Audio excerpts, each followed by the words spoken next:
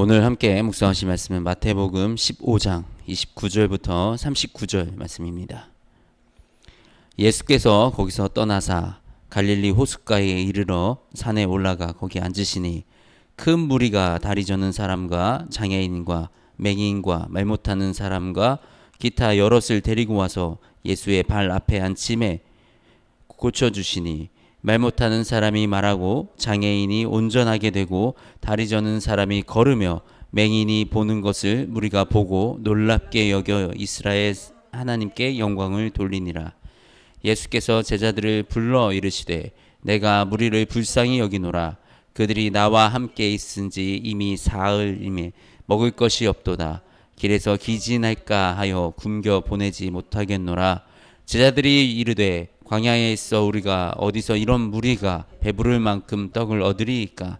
예수께서 이르시되 너희에게 떡이 몇 개 있느냐. 이르되 7개와 작은 생선 2마리가 있나이다 하거늘 예수께서 무리에게 명하사 땅에 앉게 하시고 떡 7개와 그 생선을 가지사 축사하시고 떼어 제자들에게 주시니 제자들이 무리에게 주매 배불리 남은 조각을 7광주리에 차게 거두었으며 먹은 자는 여자와 어린 외에 4,000명이 있더라. 예수께서 무리를 흩어 보내시고 배에 오르사 마가단 지경으로 가시니라. 아멘.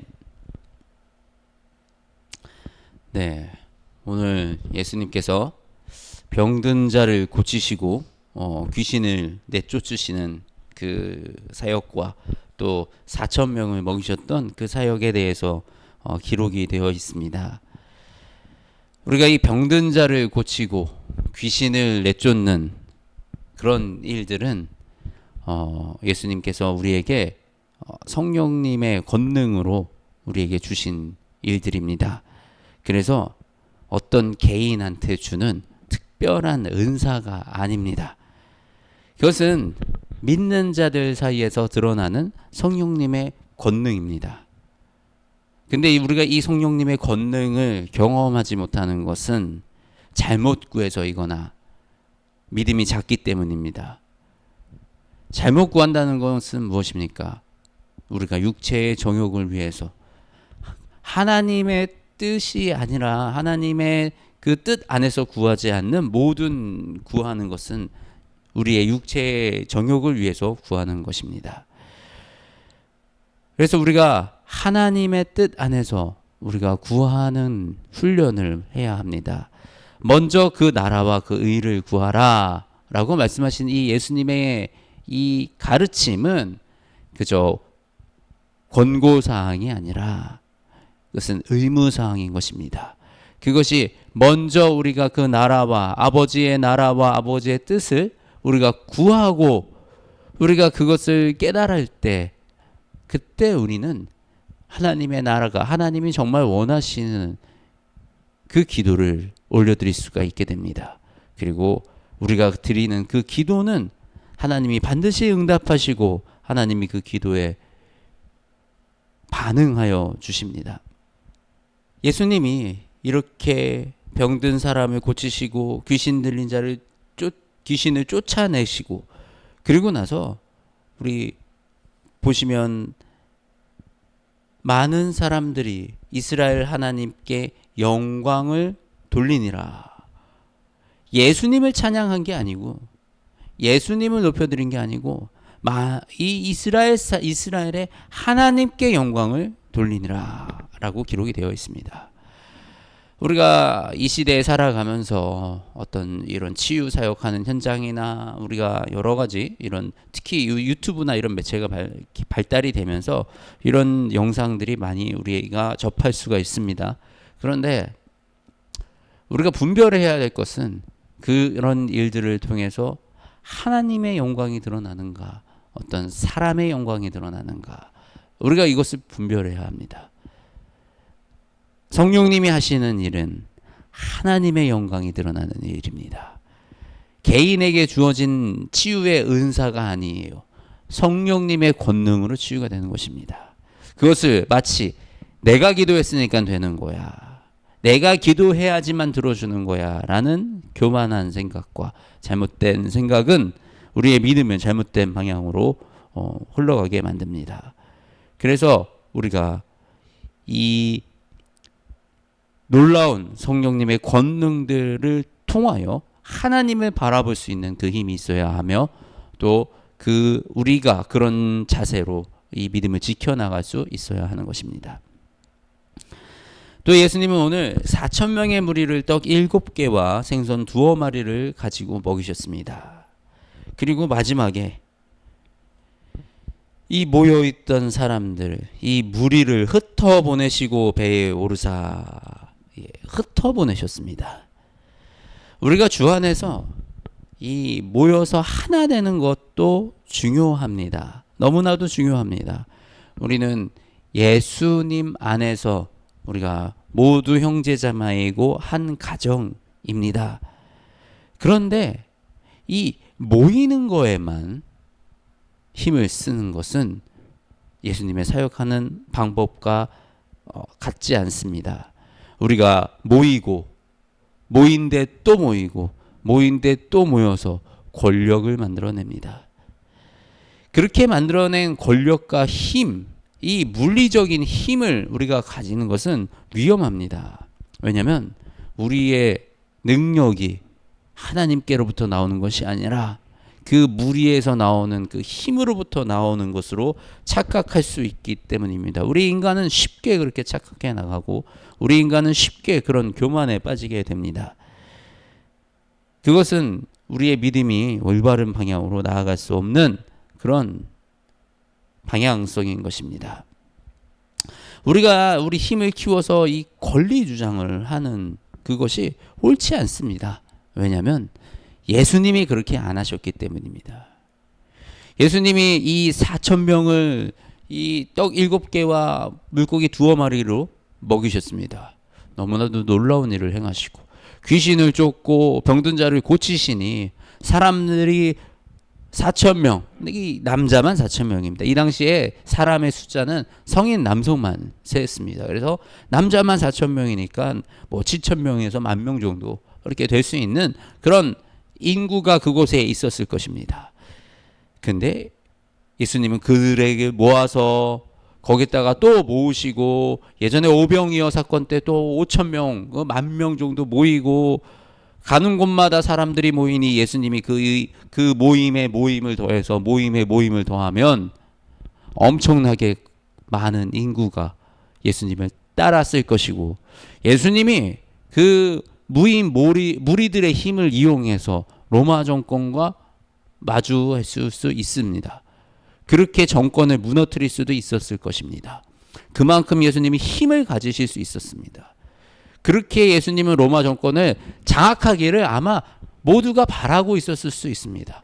그것이 모두가 바라고 있던 예수님의 모습이었을 수 있습니다.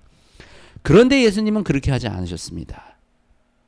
예수님은 흩으셨습니다. 로마에 대항하는 것이 아니라 그 무리들을 다 흩고 외롭게 홀로 십자가의 길을 걸어가셨습니다. 십자가에서 죽음을 선택하셨습니다. 우리가 예수님을 따라간다고 말하고 우리가 십자가의 길을 따라가겠다고 말하지만 우리는 사실 이 땅에서 끊임없이 무리를 모으고 권력을 가지며 힘을 갖는 것을 동경하고 그 길을 걸어가려고 합니다.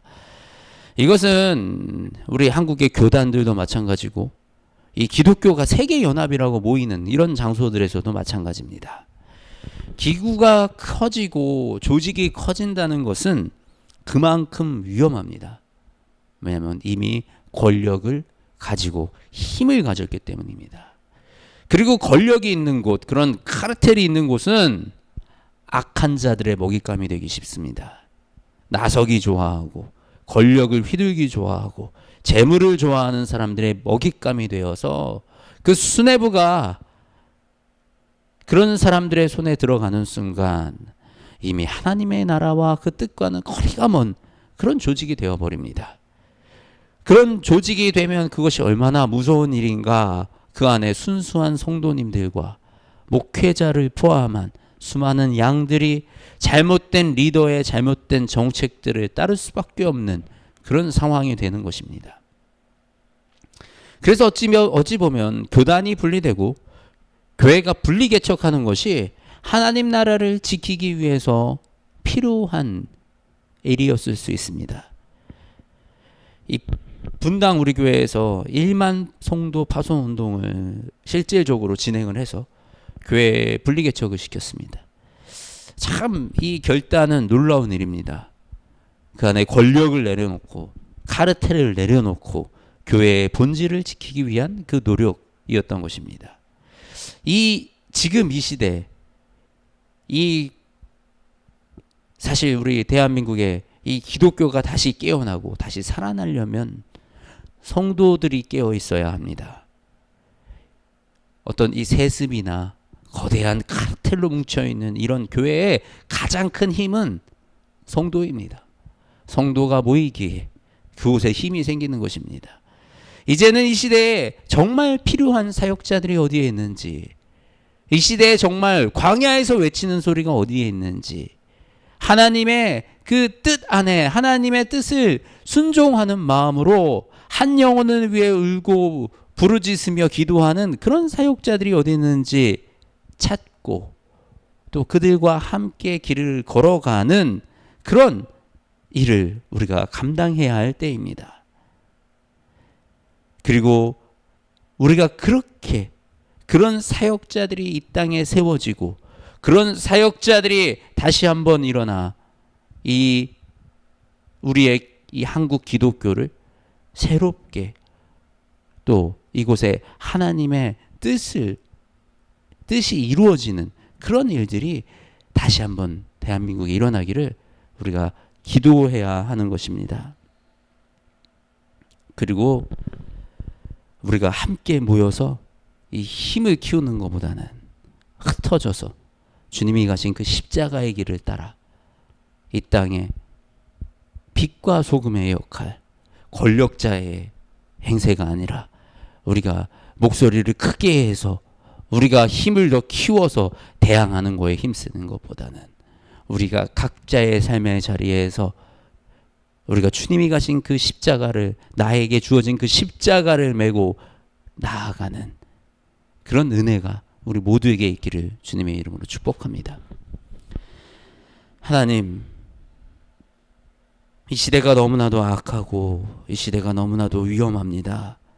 아버지, 우리가 깨어서 주님을 바라보아야 하며 우리가 깨어서 주님께 나아가야 하는 정말 이 마지막 시대, 이 혼탁한 시대에 아버지, 리더들의 무너지는 모습들, 리더들의 잘못된 이런 교단의 문제들, 여러 가지 마음 아픈 일들을 너무나도 많이 접하게 됩니다. 아버지 하나님, 이제 우리 다시 처음으로 돌아가기 원합니다. 아버지, 우리가 이 땅에서 모여서 힘이 있는 것이 아니라, 아버지, 우리가 거대해서 힘이 있는 것이 아니라, 아버지, 우리의 건물이 커서 힘이 있는 것이 아니라, 성령 하나님이 계시는 곳, 아버지가 계시는 곳, 아버지가 일하시는 곳, 그곳이 하나님의 능력이 드러나는 곳임을 주님 이 땅에 알게 하시고, 아버지, 우리가 주님이 하시는 그 일을 바라보며 나아갈 수 있도록 인도하여 주시옵소서. 아버지, 지금 이 시간도 홀로 외로이 눈물로 기도하며 아버지, 주님의 나라를 위해 힘을 쓰며 아버지, 한 영혼을 위해 무릎 꿇고 기도하는 아버지, 그런 목회자들과 그런 사역자들이 있습니다. 주님, 그런 사역자들과 함께하여 주시어서 아버지, 다시 한번 이 땅에 교회를 새롭게 하여 주시고 우리가 나아갈 이 대한민국의 이 마지막 시대에 우리가 무너지지 않고 주님을 바라보고 주님을 의지하여 나아갈 수 있도록 아버지, 그 사역자들과 함께하여 주시옵소서. 아버지, 우리 교회들과 함께하여 주시옵소서. 그리하여 주님, 이 땅을 통하여, 우리를 통하여 주님이 뜻하시는 모든 일들을 이루어 주시옵소서. 우리는 작고 연약합니다. 그러나 우리와 함께 하시는 하나님은 능치 못할 일이 없으시니 주님, 우리가 주님 의지하여 나아갑니다. 주님, 우리와 함께하여 주시옵소서. 우리 주 예수 그리스도의 이름으로 기도 올려드립니다. 아멘.